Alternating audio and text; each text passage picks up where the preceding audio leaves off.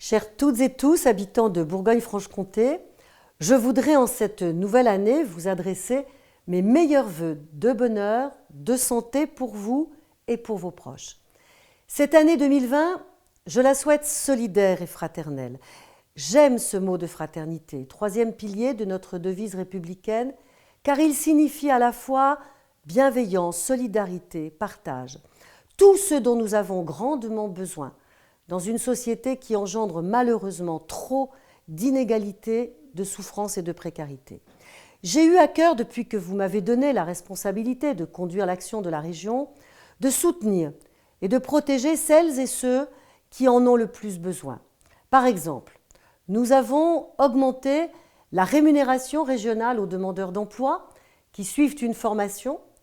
Nous avons triplé leur indemnité transport et attribué une aide de 200 € au démarrage de la formation. C'est un soutien nécessaire pour les personnes les plus éloignées de l'emploi.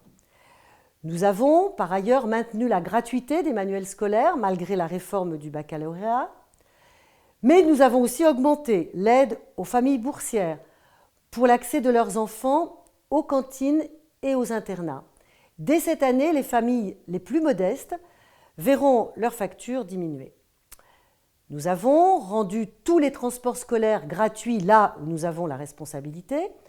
Nous avons instauré avec Mobigo un tarif unique de 1,50 € sur les lignes de car dont nous avons la compétence et nous organiserons en 2020 une expérimentation particulière, covoiturage à 1,50 € en milieu rural.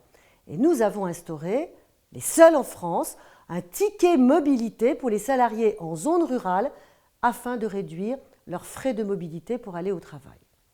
Et parce que la précarité énergétique est intolérable et que nous devons trouver des solutions durables, nous avons mis en place un service public de l'efficacité énergétique qui propose des diagnostics gratuits pour aider chacun à isoler son habitation et avec notre dispositif Effilogie, nous proposons des aides financières. En cette période de vœux, je souhaite ardemment que chacune et chacun prenne conscience que le réchauffement climatique, qui est la grande menace de notre planète, affecte d'abord les plus pauvres d'entre nous. Nous avons donc la responsabilité d'agir et nous ne pouvons plus attendre. Se départir des énergies fossiles, préserver la ressource en eau en qualité et en quantité, produire et manger sain, c'est l'affaire de tous. Je n'ai pas attendu que la sécheresse fasse la une des journaux pour agir. C'est une lutte quotidienne que nous menons depuis des années. Nous avons remporté des batailles avec la création du parc national des forêts en Champagne et Bourgogne. Nous avons aussi créé notre propre agence régionale de la biodiversité, l'une des toutes premières en France.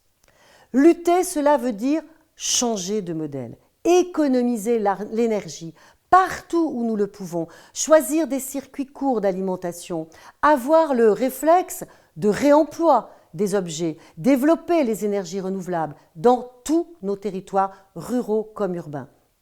Parce que la région doit être exemplaire, nous allons mettre en place des chaufferies bois et biomasse dans nos lycées et lancer un plan d'équipement en panneaux photovoltaïques pour que nos bâtiments produisent une énergie renouvelable. Une économie verte est en train d'émerger pour le bonheur des habitants et pour celui de la planète. C'est une priorité pour moi de soutenir cette économie, ce qui m'amène aussi à soutenir l'émergence d'une filière hydrogène qui représente un formidable potentiel pour l'avenir et pour laquelle notre région a une longueur d'avance en France. Merci à nos chercheurs, à nos entreprises, à nos territoires pour leur investissement dans cette filière d'avenir pour notre environnement, mais aussi pour notre économie, pour nos emplois. Mon vœu enfin, auquel je consacre le maximum d'énergie, est que notre région innove dans tous les domaines où elle est forte, automobile, microtechnique, métallurgie, agroalimentaire, biomédicale, santé, horlogerie, industrie du luxe, mais aussi tourisme, œnologie, afin de créer les emplois dont nous avons besoin pour nos habitants et pour de futurs résidents. Je termine ces vœux en délivrant un message de solidarité à celles et ceux qui sont touchés par la perte d'un emploi Et je pense en particulier à General Electric à Belfort, une entreprise mondiale qui a bénéficié de l'argent public et qui laisse aujourd'hui un territoire meurtri. L'État a sa responsabilité, nous, régions, nous serons là pour former et sécuriser les emplois. Et à nos agriculteurs, j'adresse enfin un message de solidarité et d'encouragement pour qu'à travers nos efforts collectifs se dessine progressivement un modèle qui leur permette enfin de bien vivre et de bien nous nourrir. Bonne année 2020 à toutes et à tous, chers habitants de Bourgogne-Franche-Comté.